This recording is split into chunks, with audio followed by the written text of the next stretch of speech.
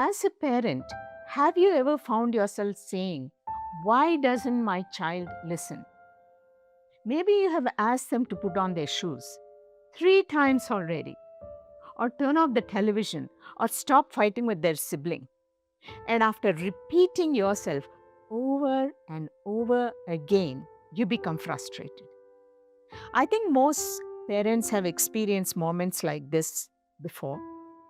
And when those moments happen, we often arrive at a conclusion: my child is choosing not to listen. Now, sometimes that conclusion may be correct, but is it always correct? That question has fascinated me for many years because, in my experience working with children, one thing that became very clear early on: children are remarkably different from one another. Now, this observation led me to a question that completely changed the way I work with children. And I suspect it may change the way you think about your own child as well. Some children are deeply attentive, some seem to be lost in their own thoughts. Some children demonstrate an extraordinary capacity for reflection and insight. Others are still developing those capacities. Some children are naturally open and receptive, some highly self focused, and some consider multiple perspectives at the same time, while others are not yet able to do that. And I was always amazed by this. The more I observed children, the more I realized that perhaps what I was witnessing was not simply differences in personalities. I was witnessing differences in development. Each child seemed to be existing within their own developmental state, unfolding according to their own capacities, their own temperaments, experiences, and their own stage of growth. In the wisdoms of Sanatana Dharma, there is a recognition that each human being comes into this world with a unique nature or svabhava and a unique path of unfolding. And that fascinates me. And what fascinates me is that developmental psychology and neuroscience increasingly support this observation. Not every child develops in the same way, not every child develops at the same pace, and not every child has access to the same capabilities at the same time. This realization changed the way I thought about children's behavior. Instead of asking, "Why is this child behaving this way?" I began asking a different question: what capacities does this child have available to them right now? And that brings us to an important question. When a child doesn't listen, are they refusing to listen or are they unable to listen? Those are not the same thing. And understanding the difference can change the way we parent. One of the greatest mistakes we adults make is assuming that children possess the same capacities that we do.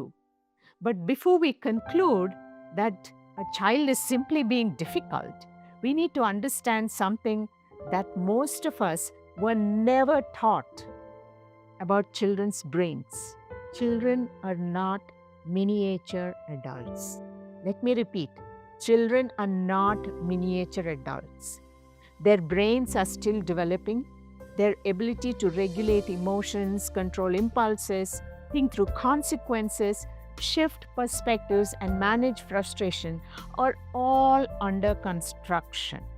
In other words, children are still becoming. And because they are still developing, they can become overwhelmed much more easily than we realize. A child may become overwhelmed because they are hungry, tired, overstimulated, maybe frustrated, or anxious. Sometimes they don't even know what they are feeling. They simply know that something doesn't feel okay inside. And once I understood this, I realized that many of the strategies we use with children fail not because parents are doing something wrong, but because we are often solving the wrong problem. When children become emotionally overwhelmed, something important happens in the brain. The brain shifts into a state of protection and survival. Stress hormones increase. The emotional centers of the brain become highly activated. And the part of the brain responsible for reasoning, planning, impulse control, and thoughtful decision making becomes less available. This regulated child may temporarily lose the ability to listen, reason, control impulses, consider consequences, or even explain what they are feeling. So, when a child appears not to be listening, they may not be choosing not to listen. They may temporarily be unable to access the capacities required to listen. And this distinction matters. It really matters a lot. Because if we misunderstand the problem, we will choose solutions that don't help. Let's make this practical in daily life, because this isn't just neuroscience theory. This shows up in the ordinary moments of family life every single day. Let's think about the morning routine.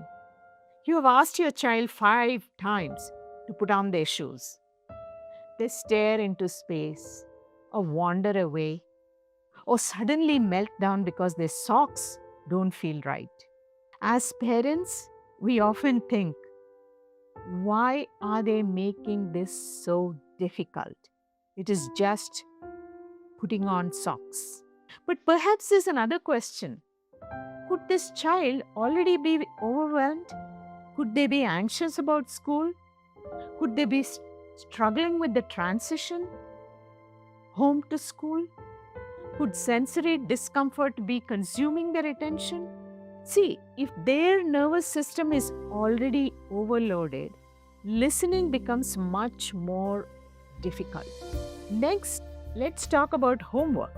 A child has spent 6 or 7 hours at school, managing academics, managing friendships, managing expectations, noise, transitions, and they come home exhausted.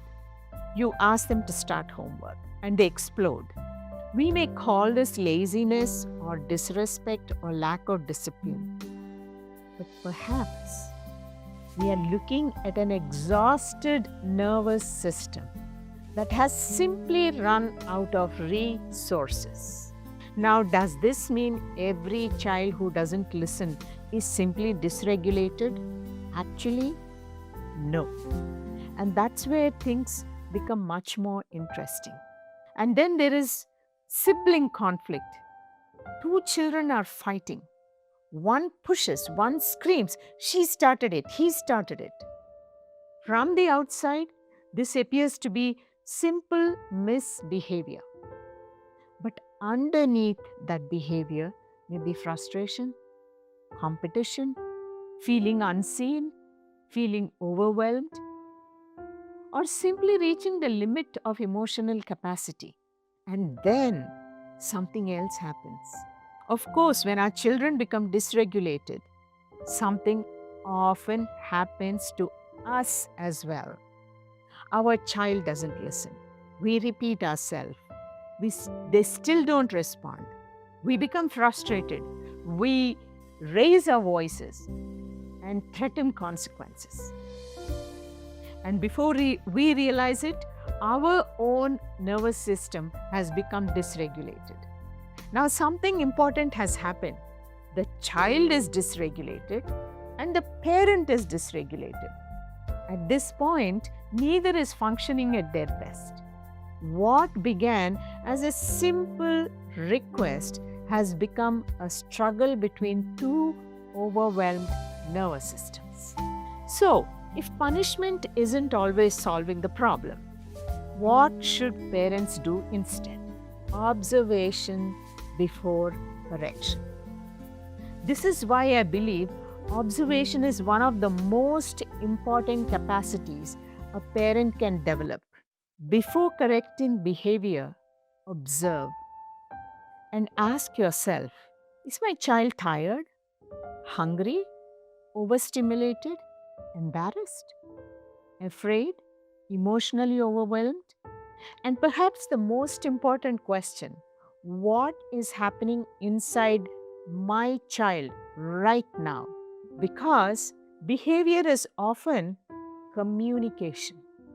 And this brings us to what I believe may be one of the most important principles in parenting: connect before you correct. This is one principle that has profoundly influenced my own thinking. Connection before correction. This does not mean abandoning boundaries. It means recognizing that children learn best when they feel emotionally safe. We can still maintain standards. We can still hold children accountable, and we can still say no. But we do so from a regulated mind rather than through reactivity. Sometimes that sounds like, I can see you're upset. I'm here. We'll work through this together. And when we are both calm, we'll talk about what happened. That is a regulated mind. So, before we end, I want to address an important question that some of you may already be thinking.